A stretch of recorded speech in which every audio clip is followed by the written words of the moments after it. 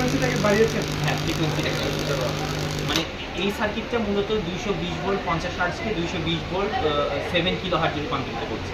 যেহেতু আমরা এখানে এইজন্য আমাদের আলাদা করে টেসলা কয়েল বানানোর জন্য কোনো আলাদা সার্কিট ব্যবহার করার প্রয়োজন হয় না। এই ফ্রিকোয়েন্সিটা বাড়ানোর জন্য কি ব্যবহার করছেন? এই যে এখানে হচ্ছে আমাদের মেটাল অক্সাইড মানে মসফেট ইউজ করা আছে, আর এখানে আমাদের হাফ ওয়েভ ডায়োড দিয়ে রেকটিফাই করে ক্যাপাসিটর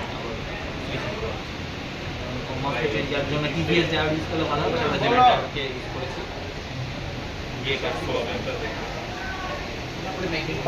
না, এটা মিক্সিং, এইটা হচ্ছে জাস্ট ব্রেকআউট পয়েন্ট, মানে এখানে তার আছে কিন্তু এত পরিমাণ ভোল্টেজ তার দিয়ে বের হলে এটা গলে পড়ে যাবে, সেই জন্য এটা কিটের সাথে কানেক্ট করে স্ক্রু দিয়ে বের হবে। এটা ব্যবহারটা কি? আসলে এটা তেমন একটা ব্যবহার এখন না, এটা আমাদের পুরোটাই ডেমনস্ট্রেশন পারপাস, আমরা জাস্ট দেখাতে চাচ্ছি যে অদূর ভবিষ্যতে যদি আমরা এরকম হাই ফ্রিকোয়েন্সি দিয়ে বাসা বাড়িতে লাইন দিতে চাই, তাহলে আমাদের এই যে ডিভাইসগুলোকে চেঞ্জ করতে হবে, কিন্তু আমরা একটা ফিল্টার ডেভেলপ করার চেষ্টা করছি। ইনপুটে হয়তো 7 কিলো হার্টজ ঢুকবে, যেটা 50 হার্টজে রূপান্তরিত হবে, তাহলে হয়তো আমাদের সকেটগুলোকে সেভ করা সম্ভব। আমাদের যন্ত্রগুলোর ভিতরেই ওই ফিল্টারটা বসানো।